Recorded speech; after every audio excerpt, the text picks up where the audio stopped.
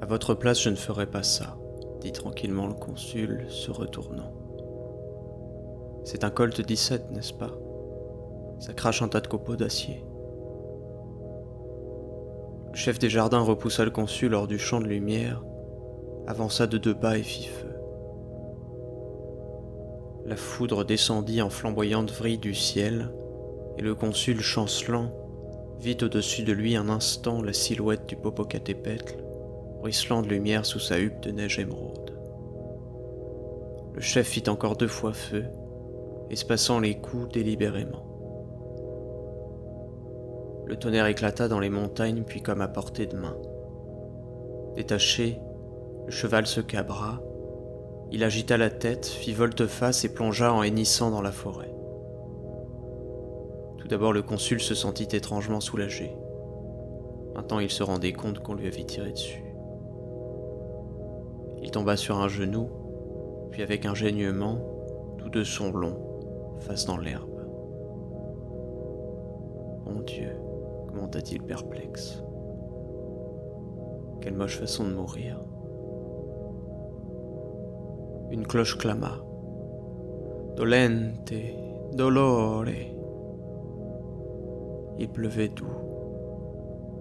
Auprès de lui rôdaient des formes, lui tenant la main, essayant peut-être de lui faire les poches ou de le secourir, ou simplement curieux. Il sentait sa vie glisser hors de lui comme un foie coupé, refluer dans l'herbe tendre. Il était seul. Où était passé tout le monde? Où n'y avait-il eu personne? Puis de l'obscurité surgit en lumière un visage, un masque de compassion. C'était le vieux joueur de violon, penché sur lui. Compagnero, commença-t-il. Et puis il ne fut plus là. À présent, le mot Pelado se mit à remplir toute sa conscience. Cela avait été celui de Hugues, pour désigner le voleur. Maintenant, quelqu'un lui avait jeté cette insulte. Et ce fut comme si, un moment, il était devenu le Pelado, le voleur. Oui, le chapardeur des idées absurdes et embrouillées d'où avait germé son rejet de la vie. Celui qui avait porté ses 2 ou 3 petits chapeaux melons, ses déguisements par-dessus ses abstractions. Maintenant, la plus réelle de toutes se faisait proche. Mais aussi, quelqu'un l'avait appelé compagnero, ce qui était mieux, beaucoup mieux. Il en était heureux. Ses pensées qui lui dérivaient par l'esprit s'accompagnaient d'une musique qu'il ne percevait qu'en écoutant bien attentivement. Mozart, n'est-ce pas? La Siciliana. Le final du quatuor en ré mineur par Moses. Non. C'était quelque chose de funèbre, peut-être du Gluck d'Alceste. La qualité pourtant en rappelait Bach. Bach. Un clavicorde entendu de fort loin au XVIIe siècle en Angleterre. Angleterre. Les accords d'une guitare aussi, se perdant à demi, se mêlant à la clameur d'une cascade et à ce qui résonnait comme les cris de l'amour.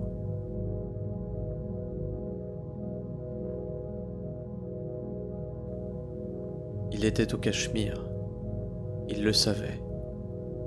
Couché dans les prairies près de l'eau courante parmi les violettes et le trèfle, l'Himalaya plus loin, ce qui rendait d'autant plus remarquable qu'il prit soudain le départ, avec Hugues et Yvonne, pour l'ascension du Popocatépetl.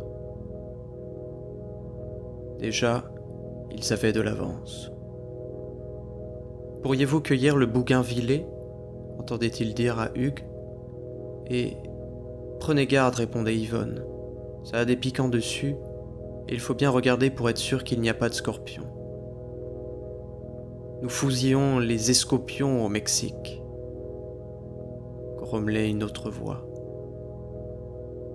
Là-dessus, Hugues et Yvonne disparurent. Il les soupçonna d'avoir non seulement escaladé le Popocatépetl, mais d'être depuis le temps loin au-delà. Seul et endolori, il peinait sur la pente des contreforts vers Amekameka. Avec lunettes de glacier ventilées, avec alpenstock, avec moufles et bonnets de laine enfoncés jusqu'aux oreilles, avec des poches pleines de pruneaux et de raisins secs et de noix, avec un bocal de riz dépassant d'une poche de veston et de l'autre le prospectus de l'hôtel Fausto, il se trouvait littéralement écrasé. Il ne pouvait aller plus loin. Épuisé, réduit à l'impuissance, il s'écroulait par terre. Pas un qui l'aiderait, même s'il le pouvait. Il était à cette heure celui qui se meurt au bord de la route où ne fera halte nul bon samaritain. Mais ce qu'il y avait de troublant, c'était ce bruit de rire à ses oreilles, de voix. Ah, on venait à son secours, enfin. Il était dans une ambulance qui, au cri de sa sirène, traversait la jungle même, filait, grimpant la pente dépassant la ligne de végétation vers la cime, et c'était là bien sûr un moyen d'y parvenir. Cependant que ses voix autour de lui étaient celles d'amis, de Jacques et de Vigile, il ferait la part des choses, mettrait l'esprit d'Yvonne et de Hugo Repos à son sujet. « No se puede vivir sin amar », dirait-il, ce qui expliquerait tout. Et il répéta ces mots à haute voix. Comment avait-il pu penser tant de mal du monde quand le secours avait été là de tout temps? Et maintenant, il était parvenu au sommet. Ah, Yvonne, chérie, pardonne-moi. De puissantes mains le soulevaient. Ouvrant les yeux, il regarda en bas, s'attendant à voir au-dessous de lui la jungle magnifique, les hauteurs, le pic d'Orizabé, Malinche et Cofre de Perote, tels ces pics de sa vie conquis l'un après l'autre avant que la plus grande de toutes ses ascensions, celle-ci, fût heureusement, sinon dans les règles, menée à bout. Mais il n'y avait rien là. Pas de pic, pas de vie, pas d'ascension. Et ce sommet n'était pas non plus exactement un sommet. Ça n'avait pas de substance, pas de base solide. Quoi qu'il en fût, ça croulait aussi. Ça s'effondrait tandis que lui-même tombait. Tombait dans le volcan qu'il avait dû escalader après tout, bien qu'il y eût maintenant à ses oreilles cet horrible bruit de lave insinuante. C'était une éruption. Pourtant non. Ce n'était pas le volcan. C'était le monde lui-même qui explosait. Explosait en noirs jets de villages catapultés dans l'espace, lui-même tombant au travers de tout.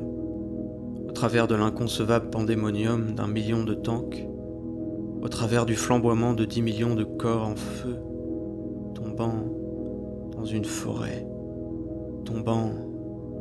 Soudain il hurla. Et ce fut comme si ce hurlement était projeté d'un arbre à l'autre au retour des échos, puis comme si les arbres eux-mêmes s'approchaient, serrés l'un contre l'autre, se penchaient sur lui pleins de pitié. Quelqu'un jeta un chien mort après lui dans le ravin.